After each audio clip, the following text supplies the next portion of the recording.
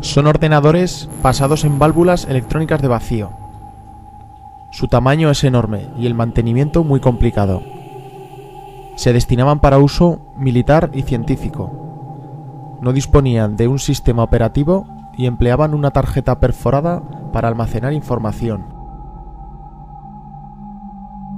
Se deja de usar la válvula de vacío y es sustituida por el transistor. El transistor estaba compuesto de silicio y tenía una altura de 150 micras.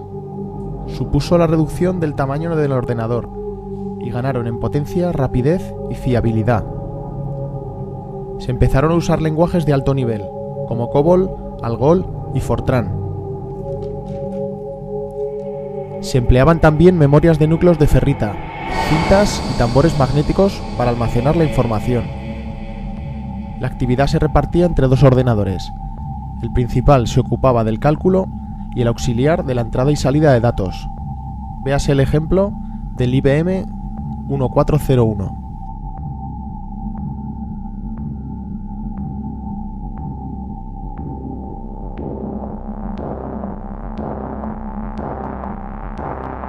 La tercera generación se basa en circuitos integrados, que revoluciona por completo la informática. El primero data de 1958. Sus componentes electrónicos están integrados en una sola pieza. En él se encapsulan componentes como resistencias, diodos, transistores y condensadores.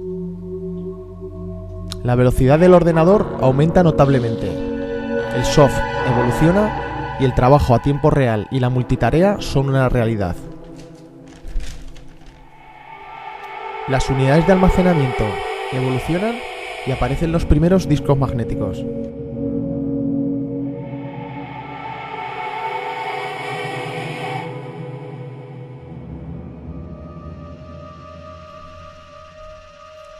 Presentan toda la CPU en un circuito integrado. Son conocidos como microprocesadores. En esta etapa, el ordenador personal es el protagonista. Se perfeccionan las unidades de almacenamiento y se empieza a usar el disquete o disco flexible. El primer micro, el 4004, lo desarrolla Intel en 1971.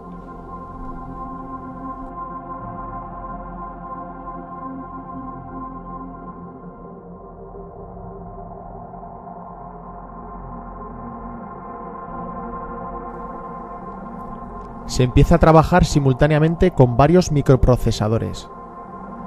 El trabajo va a ser más rápido, pero necesita una programación especial para repartir todas las tareas a cada uno de ellos. En 1982, Seymour Gray crea el primer superordenador con capacidad de proceso paralelo. Esto, unido al proyecto Quinta Generación lanzado por Japón, cuya finalidad era encontrar un lenguaje más cotidiano para las máquinas, marcan claramente el inicio de la quinta generación. El almacenamiento se realiza ya en decenas de gigabytes y el DVD se establece. Debido al trabajo aún por terminar de la inteligencia artificial en Japón, mucha gente no distingue entre la quinta y la sexta generación.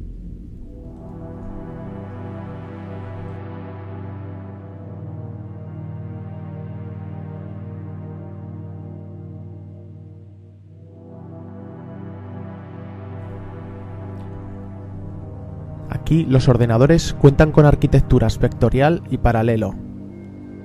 Las redes mundiales crecen desorbitadamente y los medios por donde viajan también. La fibra óptica y los satélites cada vez cuentan con más ancho de banda. Mucha de su tecnología está desarrollada o en proceso, como por ejemplo la inteligencia artificial, los sistemas difusos o los transistores ópticos.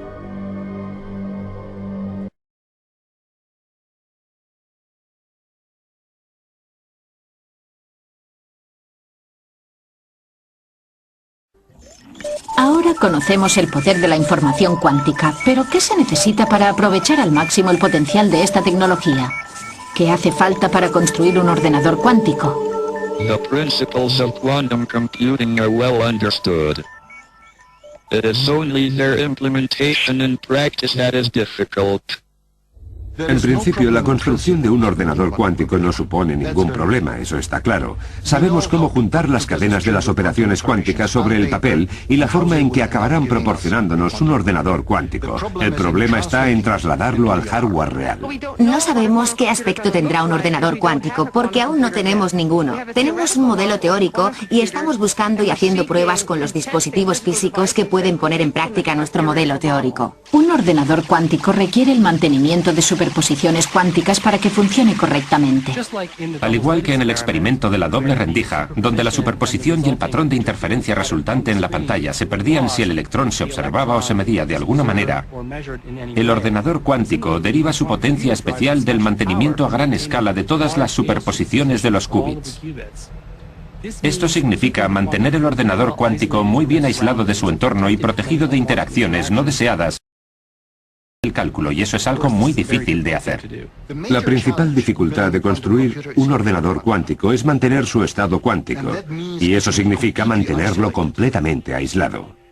Los sistemas cuánticos tienen una característica enojosa, y es que cuando difunden la información sobre ellos mismos, dejan de ser cuánticos. Por eso, el aislamiento es uno de los problemas clave en la construcción de ordenadores cuánticos. Los objetos cuánticos o físicos grandes se componen de miles de millones de partículas.